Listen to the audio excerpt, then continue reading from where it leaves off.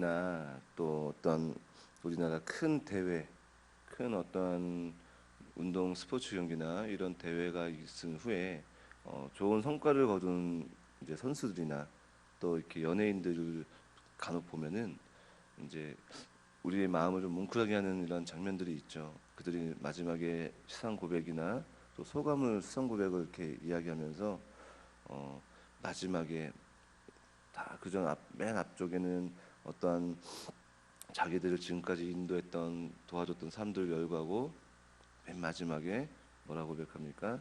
이 모든 영광을 하나님께 돌립니다 하면서 할 때 그런 것을 들을 때 일단은 놀라죠. 저 사람도 예수님 믿는 사람이야? 그리고 어, 요즘 같은 시대에 저렇게 카메라 앞에서 마이크 앞에서 저렇게 하나님 앞에 영광 돌리는 사람이 있어? 뭐 이런 놀라움을 또 그 놀라움과 그 감동이 우리에게 전해집니다.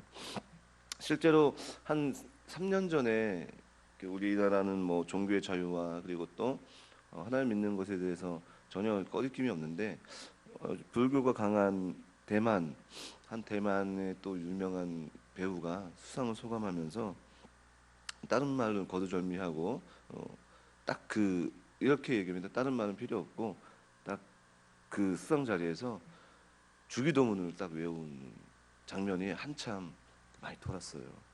자기는 아무런 공로가 없고 오직 모든 것을 하나님께 영광 돌린다 하면서 주기도문을 그 공식 선상 그냥 모두 엄청나게 많은 그 대만의 불교 국가지 않습니까? 우리가 선교 국가고 그래서 정말 예수를 믿는다는 것, 하나님을 믿는다는 것, 신앙을 고백하는 게 쉽지가 않은데 공인으로서 정말 어려운 자리임에도 불구하고 정말 그 중견의 배우가 그 딱 마이크 앞에서 주기도문을 당당하게 외우고 딱 내려가는 거 보면서 참 멋있다. 이런 감동적인 장면들을 이렇게 봅니다. 그렇습니다. 우리 사람의 목적을 이야기한다고 한다면 하나님 앞에 영광을 돌리는 삶이 우리의 목적 아니겠습니까? 그것이 우리의 본분이며 또 물론 우리가 어떠한 지금 앞서서 말씀드렸던 것처럼 뭐 유명한 연예인이 되는 것이냐 아니면 뭐 정말 스포츠인이 되어서 뭐 금메달 따야지만 또 영광을 돌리는 것이냐 또 그건 아니죠. 우리는 우리가 살아가는 자리에서 우리가 호흡하는 그 자리 또 우리가 살아가는 어떤 사명과 부르심 받은 그곳에서 최선을 다하는 것 그 목적이 나의 어떤 먹는 것과 입는 것과 내가 살아가는 내가 눈에 보는 누리는 것이 아니라 하나님의 초점을 맞추는 것이 바로 영광 돌리는 삶입니다. 오늘 한 주도 그 하나님 앞에 영광이 되는 삶을 살아가는 우리 모두가 되길 간절히 소망합니다. 오늘 말씀의 제목이 하나님께 영광이라는 제목입니다. 오늘 이 시편 29편도 다윗이 저자입니다. 우리가 계속 다윗이라는 인물은 성경 속에서 너무나도 많이 함께 나누고 배우고 또 그의 신앙에 대한 것은 너무나도 유명한 인물 중에 하나고 아마 그리스도인들 중에서 예수를 믿는 사람들 중에서 정말 좋아하는 성경 인물이 누구냐라고 한다면 아마 이렇게 빠지지 않는 인물이 이 다윗이라는 인물일 것입니다. 그래서 우리가 다윗이라고 하는 인물을 이야기한다면 다양한 수식어가 붙습니다.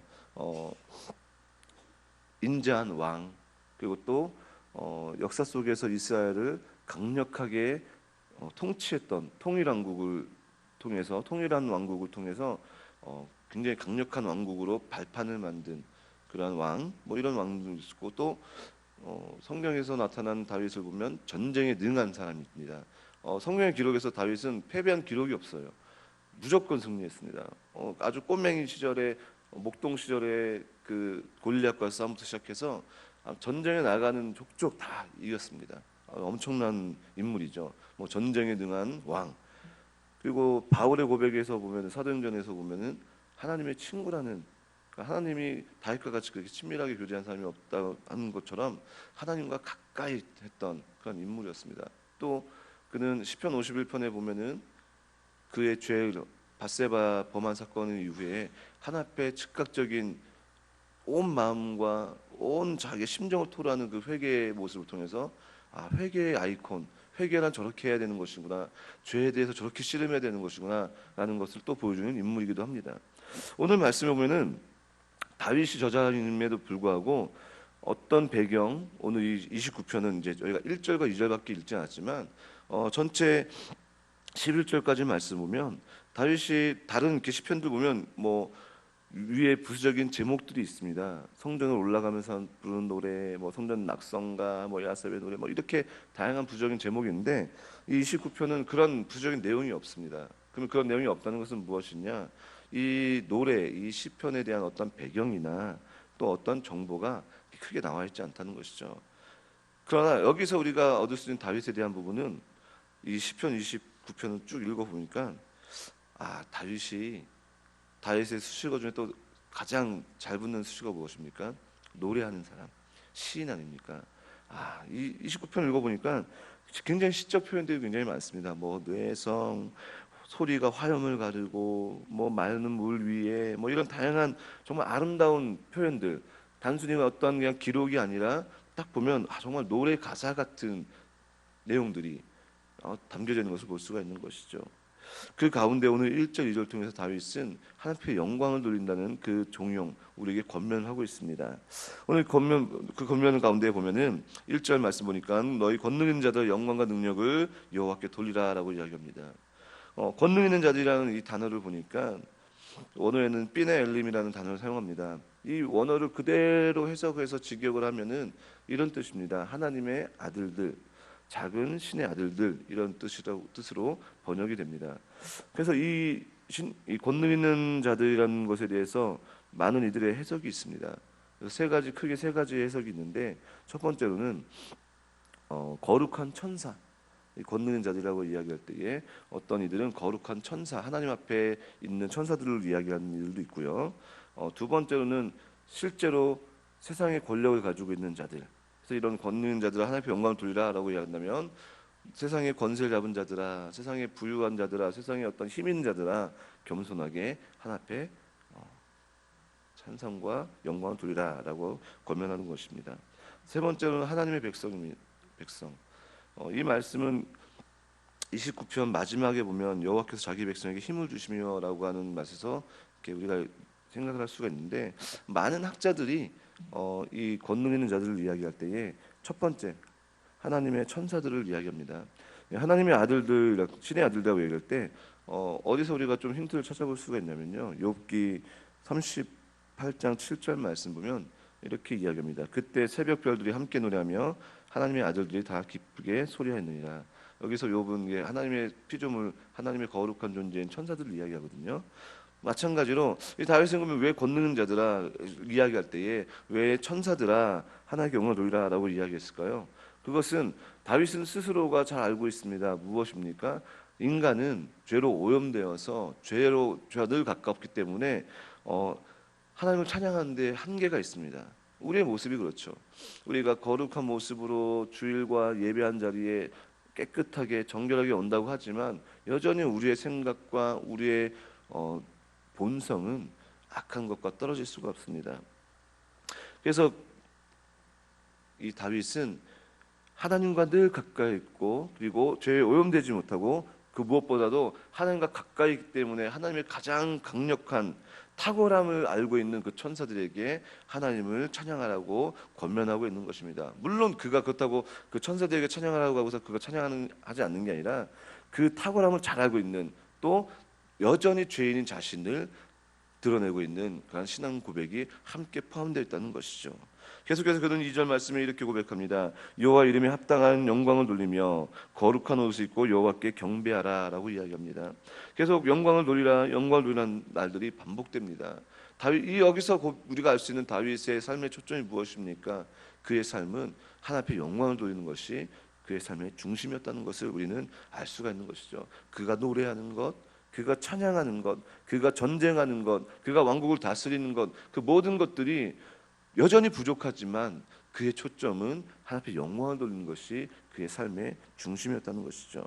여기서 말씀 보면 2절 말씀 보면 그러니까 이름에 합당하게 영광을 돌리라라고 얘기합니다. 이름, 우리가 어제 말고 지난주까지 오후 찬양 예배 때 우리 목사님이 하나님의 이름에 대한 설교를 말씀을 계속 쭉 몇 달 동안 전해주셨습니다. 그 이름에 대해서 우리가 출애굽기 13장 13절 보면 너마도 잘하는 이름이 나왔죠. 이것도 이 말씀도 하나님 우리 목사님께서 한번 해주셨습니다. 여호와 모세가 이제 출애굽하기 위한 과정 속에서 3장에 이제 부름 받고 이제 애굽으로 들어가는 과정 속에서 제가 그 백성들에 가서 하나님은 뭐라고 이야기합니까? 그럴 때 하나님께서 뭐라고 하십니까? 나는 스스로 있는 자다라고 이렇게 말씀하셔요. 여호와라는 말씀하십니다. 그렇습니다. 이름에 합당한 영광이라고 할 때 하나님의 이름 여호와, 다양한 수식어의 이름이 있지만 하나님에 대한 정말 하나님됨을 보여주는 이름이 바로 여호와입니다. 스스로 있는 자. 모든 이 세상 가운데 피조물들은 스스로 있는 것이 아무도 없습니다. 어디선가 분명히 누군가에 의해서 존재하게 되는 것이 이 세상입니다. 하다못해 수없이 넓은 우주, 우리 목사님 말씀하셨던 것처럼 우주가 엄청난 수백, 400억 광년 이상 되는 어마어마한 넓이, 크기의 그 우주, 무한이라는 그 우주 자체도 누구로부터 시작되었습니까? 하나님부터 시작되었습니다. 그러나 우리 하나님은 스스로 있는 분입니다. 그 이름 그 자체로도 하나님께서는 영광 받으시기에 합당하다는 것입니다. 그분은 너무나도 크시기 때문에 우리 인간이 가늠할 수도 없고 우리는 우주 자체도 우리는 가늠할 수 없는 그런 연약한 존재인 하나님 앞에 섰을 때에 그 우주를 창조하시는 그분, 스스로 있는 그 하나님 그 자체로 우리는 앞에 영광을 돌리고 그분은 그 스스로 있는 그 자체로도 영광 받으시기에 합당한 분이시라는 것입니다. 그런 앞에 나아갈 때 어떻게 나아갑니까? 오늘 말씀 보니까 거룩한 옷을 입고 나아가라고 합니다. 그 예배하는 자리, 하나님을 찬양하는 자리, 우리가 식당이나 우리나라는 이제 그런 문화가 없더라고요. 식당이나 어떤 정말 의미가 있는 자리, 그런 자리에는 격식에 맞는 옷을 입습니다. 그렇죠? 그 미국이나 이런 유럽이나 이런 데에는 그 굉장히 고급 식당 같은 데 가면 일반적인 이렇게 반바지와 일반적인 이렇게 청바지 이런 걸 못 입고 들어갑니다. 아시죠? 딱 이렇게 슈트와 여성분들은 드레스를 입고 딱 들어가는 그런 장소가 있더라고요. 저는 그런 데 별로 가고 싶은 마음은 없는데 그런 장소가 있더라고요. 뭐 그 격에 맞는 또 뭐 결혼식을 우리가 가더라도 어떤 결혼식을 가더라도 추리닝이 이렇게 가면 결례 아니겠습니까? 딱 단정하게 그 장소에 맞는 옷을 입지 않습니까? 우리 하나님을 찬양한 자리가 어떤 자리입니까?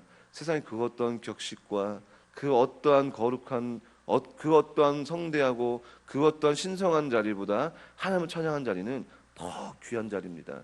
그곳에 나아가는 우리의 옷은 어떻습니까? 오늘 이 거룩한 옷은 원어를 보니까 거룩한 장식되어 있는 옷. 쉽게 예를 들면은 하나님께서 이스라엘 백성들에게 성막을 제정하시고 성막에 들어가는 제사장들을 세우면서 그 제사장들에게 입는 옷까지 그 격식에 그 예배한 자리에 맞는 옷까지 제정한 것처럼 그런 것처럼 하나님 앞에 예배한 자리에는 거룩한 장식된 옷을 이야기하는 것입니다. 그럼 그 거룩한 장식을 입는 옷 첫 번째로 오늘 말씀 보니까 천사들을 이야기할 때 우리가 한번 상상해 보면은 그런 거 있지 않습니까? 우리가 너무나도 아름다운 옷을 입은 성가대, 합창단, 웅장한 합창하는 자들, 가끔씩 이렇게 오케스트라나 또 오페라나 우리나라 뭐 대형 교회들의 그 성가대 모습을 보면 막 이렇게 압도되지 않습니까? 그들이 막 찬양하고 그들이 정말 깨끗하고 청결한 옷을 입고 찬양하는 그 모습을 보면은 이렇게 압도가 돼요. 하다못해 천사가 그 흠없고 거룩한 존재인 그 천사가 하나님의 존전 앞에서 가장 아름다운 거룩함으로 장식된 옷을 입고 찬양하는 그 장면을 한번 상상해 보십시오. 정말 장관 아니겠습니까? 정말 그들이 입고 있는 옷, 또 그 거룩한 옷은 세상에서 누리고 또 세상에서 비싸다고 하는 그 어떠한 명품과 아름다운 장인이 만든 옷과 좋게 비교할 수가 없는 것이겠죠. 그러나 우리 믿음의 성도들에게 또 다른 옷이 주어졌습니다. 이 옷은 그 천사들이 입고 있는 그 거룩한 장식된 옷과는 비교가 될 수 없는 또 하나의 옷입니다. 바로 무엇입니까? 바로 우리 예수 그리스도의 보혈로 씻겨진 옷, 정결함을 입은 옷을 입습니다. 그래서 요한계시록에 보면 하나님 앞에 마지막 찬송할 때 우리가 어떤 옷을 입습니까? 그곳에서 우리는 흰옷이라는 상징적인 흰옷을 이야기합니다. 상징적인 죄로 인해 어둡고 더러워진 옷이 예수 그리스도의 보혈로 깨끗하게 씻겨진 옷. 그것은 천사들은 결코 경험할 수가 없는 것입니다. 물론 그것이 자랑은 아닙니다, 우리에게. 그러나 우리는 그것이 은혜입니다. 여전히 죄에 더럽고 치궁창 같은 인생을 살아가는 그 죄 찌든 옷을 입고 살아가지만 우리는 눈에 보이는 옷은 더럽고 찌든 옷이지만 우리의 그 모든 더러워진 것은 예수 그리스도의 보혈, 그 어떤 것과 비교할 수 없는 장식, 그 보혈이 우리의 옷을 정결케 한 것입니다. 우리는 하나님 앞에 나아갈 때에 이제 장차 하나님께서 예수 그리스도를 다시 땅에 보내시고 우리를 온전히 회복하시는 그때에 우리가 어떤 옷을 입고 나갑니까? 바로 그 그리스도의 보혈로 거룩하게 씻겨 받은 그 옷을 입고 나아가는 것입니다. 그 예배의 자리, 그 영광을 돌리는 그 자리, 그 자리가 바로 우리가 서 있어야 될 자리인 줄 믿습니다. 우리 믿음의 성도는 그 보혈로 씻겨진 옷을 입고 이 땅을 살아갑니다. 여전히 더러운 시대를 살아가고 더러운 환경을 살아가지만 우리는 그 거룩한 옷을 입고 정결함과 성결함을 지키며 살아가는 삶을 살아가야 됩니다. 그것이 바로 오늘 말씀의 제목처럼 하나님께 영광을 돌리는 삶입니다. 우리는 이 거적대기와 언젠가는 썩어질 이 옷을 입고 있지만 잊지 마십시오. 이것이 아니라 진정으로 우리에게 입혀진 옷은 예수 그리스도의 거룩한 보혈로 씻겨진 옷, 그 옷을 입고 살아가는 삶인 것을 잊지 마시고 이번 한 주 또 우리 삶 가운데 온전히 하나님 앞에 영광을 돌리는 우리 모두가 되기를 간절히 소망합니다. 찬양 우리 기도하겠습니다. 사랑해 주님 감사합니다.